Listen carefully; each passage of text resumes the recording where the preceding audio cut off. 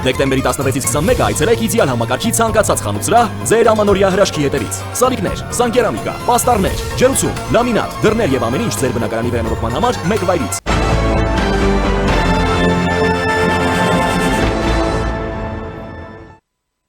Վաշինգտոնյան պայմանավորվածությունների իրականացման Հայաստան-ԱՄՆ աշխատանքային խումբն իր առաջին հանդիպումն է անցկացրել, հայտնում են արտգործնախարարությունից, փոխարտգործնախարար Վահան Կոստանյանը եւ ԱՄՆ պետքարտուղարի փոխտեղակալ Սոնաթա Քոլթերը բարձր են գնահատել Հայաստան-ԱՄՆ ռազմավարական գործընկերությունը։ Կոստանյանը վերահաստատել է Երևանի հետաքրքրությունը ակտիվորեն աշխատելու Հայաստան-ԱՄՆ փոխըմբռնման հուշագրերի իրականացման ուղղությամբ։ Երկու ստեկ ընդգծվել է փոխըմբռնման հուշագրերի իրականացման ուղղությամբ ձեռնարկված նշանակալի քայլերը ներկայացնելով արձանագրված առաջընթացի մասին տեղեկատվությունը, ասվում է հաղորդագրությունում։ Նշվում է նաև, որ խմբերը համաձայնել են սեղմ ժամկետներում շարունակել քննարկումները փորձագիտական մակարդակով ձեռք բերված կոնկրետ պայմանավորվածությունների իրականացման համար։ Հայաստանում ԱՄՆ դեսպան Քրիստինա Քվինը ավելի վաղ հայտնել էր, որ Վաշինգտոնն այժմ աշխատում է Հայաստանի կառավարության հետ, ձևավորելու Թրամփի ուղու եւ Վաշինգտոնյան հուշագրերից բխող անելիքների մշակման եւ իրականացման կառույցները։ Ներկայացնելով TRIP-ի հարցում ԱՄՆ տեսլականը դեսպանը ընդգծել էր, որ այն երթուղի է, որը կօգնի կապել արևելքը արևմուտքին, արևմուտքն արևելքին, վերջնական արդյունքում կենտրոնական Ասիան արևմտյան Եվրոպային։ Նրա համոզմամբ Կովկասը երկար ժամանակ այդ երթուղու համար խոչընդոտ է եղել աշխարհաքաղաքական տարբեր պատճառներով։ Այսպիսով, TRIP-ի մշակմանը զուգընթաց եւ տեսլականն է, որ այն կմշակվի Միացյալ Նահանգների հետ, ինչ որ համատեղ ձեռնարկության միջոցով, որի ստեղծման ուղղությամբ հիմա աշխատում ենք։ Հայաստանը մշտական տեղ կունենա բանակցությունների սեղանի շուրջ, դրա զարգացմանը նպաստելու եւ ապահովելու, որ իրականում պահպանվեն իր տարածքային ամբողջականությունը, ինքնիշխանությունը եւ իրավասությունը։ Այնպես որ կարծում եմ, TRIP-ը շատ ամուր երաշխիքներ է տալիս Հայաստանին, որ այն չի բախվի այն խնդիրներին, որոնց մասին կային մտահոգություններ։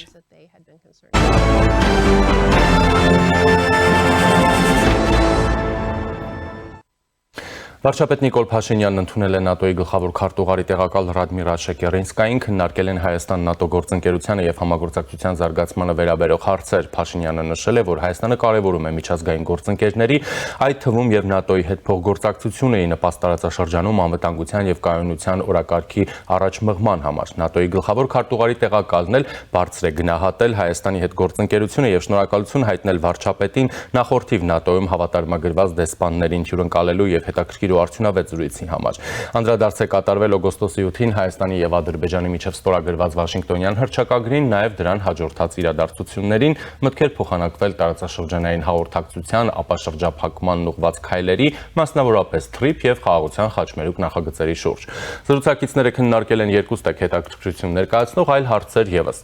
Արտգործնախարար Արարատ Միրզոյանը եւս ընդունել է ՆԱՏՕ-ի գլխավոր քարտուղարի տեղակալին, ինչպես նշում են արտգործնախարարությունից, զրուցակիցները բարձր են գնահատել Հայաստան-ՆԱՏՕ համագործակցության զարգացման դինամիկան, ընդգծելով, որ ձևավորվել են համատեղ աշխատանքի արդյունքում նախադրյալներ գործընկերության հետագա խորացման համար։ Նախարար Միրզոյանը հույս է հայտնել, որ Հայաստան-ՆԱՏՕ գործընկերության նոր ծրագրի հաստատումով հնարավորություն կստեղծվի հարաբերությունները զարգացնել առավել հավակնոտ օրակարգով։ Անդրադարձ է կատարվել ՆԱՏՕ-ի հետ Հայաստանի համագործակցության տարբեր ծրագրերին, այդ թվում միտված Հայաստանի դիմակայունության ամրապնդմանը եւ բարեփոխումներին։ Այնուհետև ՆԱՏՕ-ի գլխավոր քարտուղարի տեղակալին հանդիպել է Պաշտպանության նախարարը Սուրեն Պապիկյանը եւ Ռադմիլա Շեկերինսկայան քննարկել են Հայաստան-ՆԱՏՕ գործընկերության ընթացքը, զարգացման հեռանկարները։ Պապիկյանը ներկայացրել է պաշտպանական բարեփոխումներն ու դրանց շրջանակում զինված ուժերի կերպափոխման գործընթացը, ընդգծելով ՆԱՏՕ-ի կարևոր դերակատարումը այս ոլորտում։ Շեկերինսկան հաստատել է ՆԱՏՕ-ի պատրաստակամությունը շարունակել զարգացնել գործընկերությունը։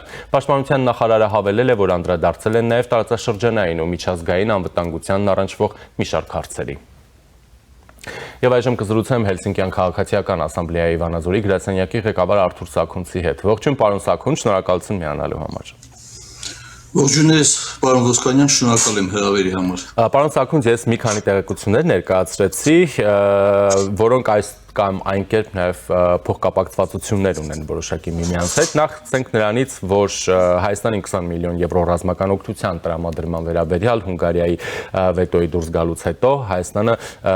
ստանում է հնարավորություն զինված ուժերի լոգիստիկ համակարգերի զարգացման ու եվրոպական գործընկերների հետ դրանց համատեղելիության բարձրացման առումով, հա։ Սրա կարևորության եւ նշանակության մասին, որովհետեւ եթե հիշում ենք առաջին նման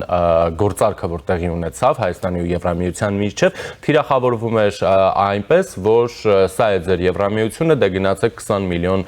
եվրոյով, չգիտեմ, ուժեղացրեք ձեր զինված ուժերը, այս արեք, այն արեք, նաև դրանով էին փորձում հիմնավորել, թե ինչու Հայաստանը չպիտի շարժվի Եվրամիության ճանապարհով, ասելով, որ մեր առանցքային խնդիրները անվտանգային են, Եվրամիությունը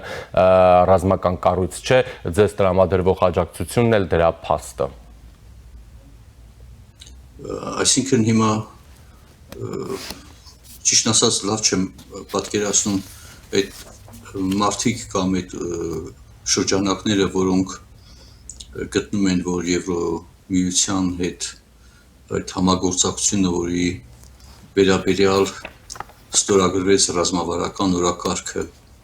դեկտեմբերին, դրանից ինչի համար են դժգոհ։ Եթե հաշվի առնենք, որ Ուկրաինայի դեմ Ռուսաստանի Դաշնության սանձազերծած ագրեսիայից հետո Եվրոմիությունը եւ անդամ պետությունները անհրաժեշտաբար ելնելով նոր իրավիճակից իրենց գործունեության մեջ, ես նկատում եմ Եվրոմիության մասին առաջերտին, ներգրավեցին նոր բաղադրիչ, այն անվտանգության բաղադրիչ, ինչու՞մ է դրանում խնդիրը։ Եթե չեն տեսնում խնդիր, ապա իրապես չեն տեսնում այն, ինչ կատարում է Կրեմլը եվրոպական մայրցամաքում, այն է ագրեսիա, այն է սպառնալիք, ոչ միայն Ուկրաինայի, այլ նաև հավաքական արևմուտքի, ժողովրդավարական արևմուտքի դեմ։ Եվ հիմա տեղին է ուղղակի հարցնելը, եթե իրենք դեմ են, որ կամ չեն գտնում, կամ գտնում են, որ անարդյունավետ է Եվրոպական միության հետ համագործակցության ընդլայնումը եւ մասնավորապես անվտանգային բաղադրիչով, ապա չեն հասկանում դրա նշանակությունը, թե վերստին ցանկացած գործողություն, որը կարող է կատարվել ընդդեմ Կրեմլի ագրեսիվ քաղաքականության եւ իմպերիալիստական քաղաքականության շահերի, ապա դա համարում են անընդունելի։ Ու իմ համոզմամբ դրանում է խնդիրը, որովհետեւ ոչ թե մտահոգված են Հայաստանի անվտանգության ճարտարապետության ձևավորմամբ, այլ միայն մեկ բանով, թե Հայաստանը ինչքանով է հեռու կամ մոտ գտնվելու Կրեմլին, կամ ինչքանով է ազատվելու Ռուսաստանի Դաշնության գաղութային կախվածությունից, սա է ամբողջ խնդիրը, եւ երբ որ քննադատում են Եվրոմիությանը կամ փորձում են ուրեմն նշանակությունը նվազեցնել կամ անվստահություն ձևավորել, ապա դրա բուն իմաստը հենց Կրեմլի իմպերիալիստական շահերի ապահովումն է, պաշտպանությունն է։ Իսկ այն, որ այդ համագործակցությունը անվտանգային առումով դա կլի 10 միլիոն, թե 20 միլիոն, դա կապ չունի, ինքը քանակը ծավալը կապ չունի, այլ ինքնին ուղղությունն է կարևոր, դա միանշանակ է, որովհետև Հայաստանի Հանրապետության զինված ուժերի այն կոնցեպտը, որը տարիներ շարունակ գտնվում էր եվրոպական ներողություն Կրեմլի մոդելում, ռուսական մոդելում, ուղղակի ջախջախվեց 44-օրյա պատերազմում։ Եվ այդ մոդել ասածը չպետք է ընկալել միայն զուտ կառավարման կամ սպառազինությունների առումով, այլ ընդհանրապես մոդելի ամենակարևոր հենարանը կամ անխուսափելի ուղեկցող բաղադրիչը դա կոռուպցիան էր, համակարգային կոռուպցիան, որը Հայաստանի նման սահմանափակ ռեսուրսներ ունեցող պետության համար շատ ավելի մեծ անվտանգային սպառնալիք էր եւ սպառնալիք է, եթե դա չարմատախիլ ուրեմն չարվի ամբողջությամբ, քան ասենք թե նույն Ռուսաստանի Դաշնության կամ Ադրբեջանի համար կամ նույնիսկ անգամ Թուրքիայի համար, որոնց ռեսուրսները շատ ավելի մեծ են եւ կարող են բացի կոռուպցիոն այդ բաղադրիչից նաեւ որոշակի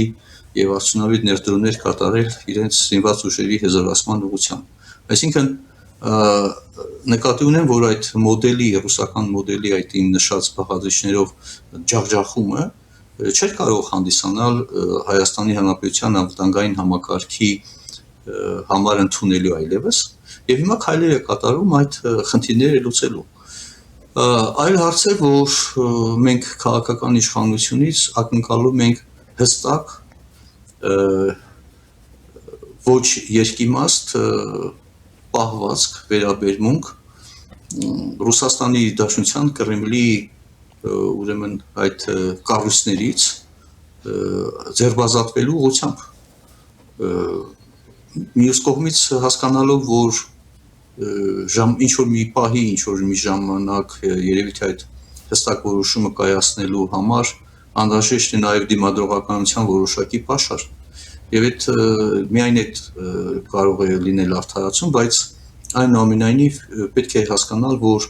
զուգահեռաբար գտնվել սահմանափակող կառույցի ներսում, ինչպիսին այդ ԱՊՀ, ՀԱԲ, ԳԻԱՏՄ կոչալներն են, եւ միաժամանակ անկրկալել արդյունավետ զարգացում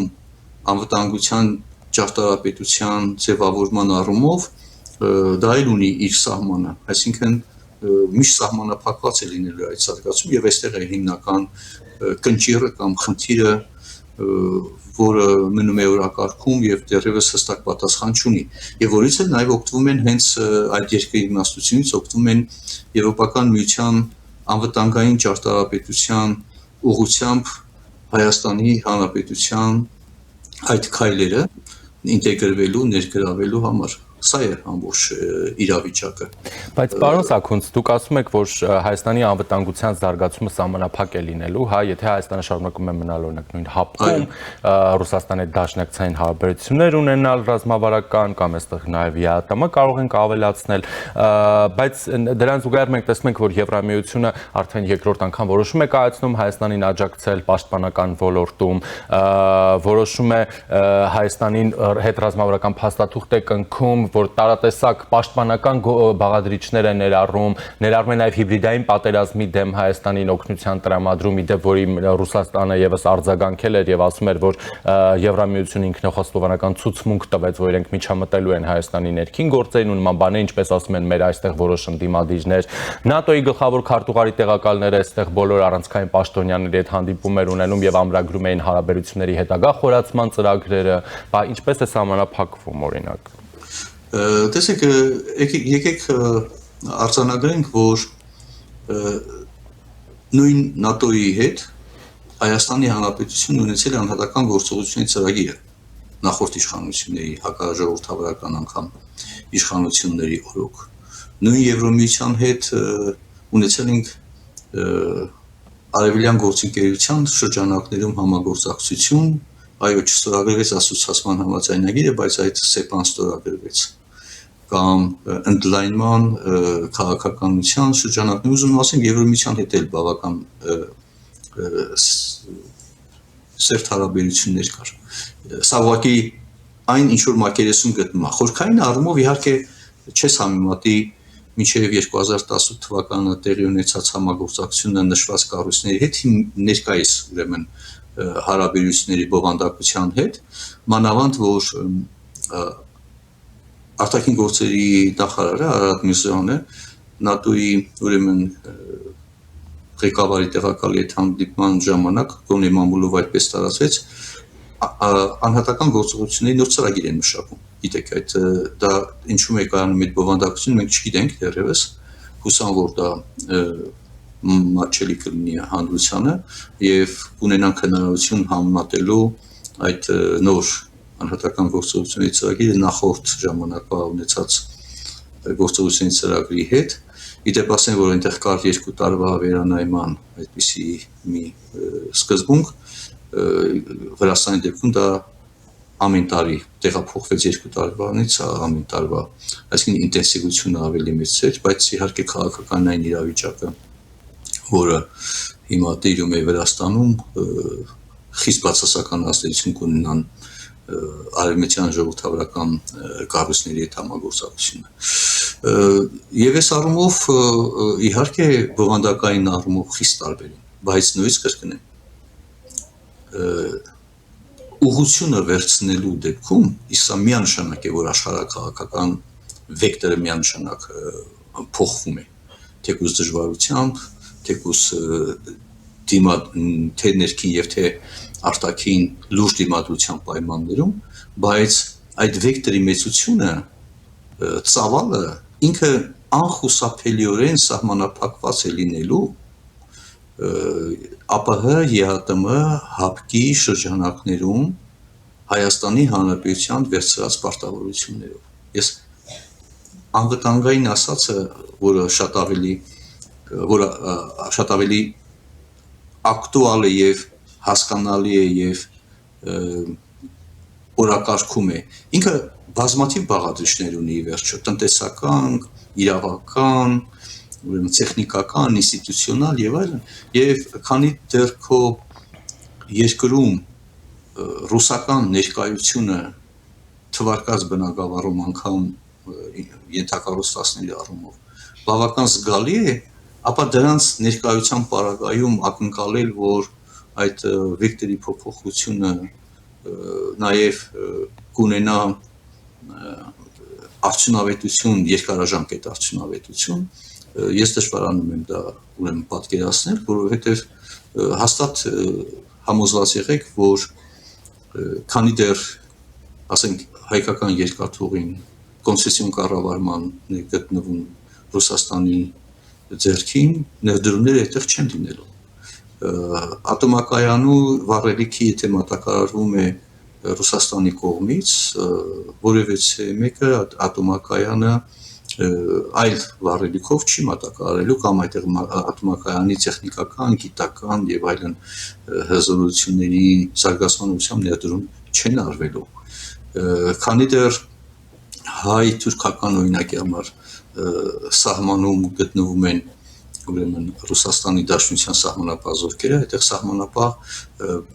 ուժերի վերակառուցման առումով ամբողջական ուրեմն վերազինում կամ տեխնիկական, ինստիտուցիոնալ աջակցություն չի լինելու։ Կարող են լինել, ասենք, թե ընդհանրենք հայ-վրացական, հայ-ադրբեջանական, ինչ-որ չափով, որոշ չափով, ասենք, թե հայ-իրանական, բայց հաստատ հայ-թուրքական չի լինել։ Ես նկատում եմ սահմանափակումների կոնկրետ օրինակ եմ նշում։ Անկամ եթե հիմա փորձ արվի, որ TRIP-ը ուրեմն այդ ինֆրաստրուկտուրան, ուղին դրանում ներգրավեն Ռուսաստանի Դաշնության ուրեմն ներկայացուցիչները կամ կապիտալը, այդտեղ էլ բավական լուրջ ուրեմն խնդիրներ են ունենալու։ Եվ իհարկե մենք ցավոք սրտի ունենք այնպիսի մի իրավիճակ, երբ հանձինս ԱՄՆ-ի ադմինիստրացիայի այնուամենայնիվ կա որոշակի նահանջ այն սկզբունքային դիրքորոշումներից, որը որդեգրել էր նախորդ վարչակազմը, Բայդենի վարչակազմը, Պուտինյան ռեժիմի հետ կապված եւ նրանք տեղ են թողնում դրսևորվելու Պուտինյան ռեժիմի եւ այստեղ իհարկե ես տեսնում եմ բավական լուրջ մտահոգություն եւ Ռուսաստանը կփորձի իր կապերը ինստիտուցիոնալ առումով իրացնել միջամտելով կամ մասնակցություն ունենալով TRIP-ին, սա բավական լուրջ ուրեմն խնդիր է Հայաստանի դիվանագիտության եւ ընդհանրապես կառավարության համար։ Այնպես որ սահմանափակումները առկա են ռեալ ռուսական ներկայությամբ եւ նոր սահմանափակումների ձևավորման ուղղությամբ ջանքերը չեն դադարում։ Շնորհակալ եմ, պարոն Սաքունց։ Հաջողություններ։ Զրուցակիցս Հելսինկյան քաղաքացիական ասամբլեայի Վանաձորի գրասենյակի ղեկավար Արթուր Սաքունցն էր։ Այժմի համար այսքանը, ես Ժիրայր Ոսկանյանն եմ, մնացեք Առաջինի հետ։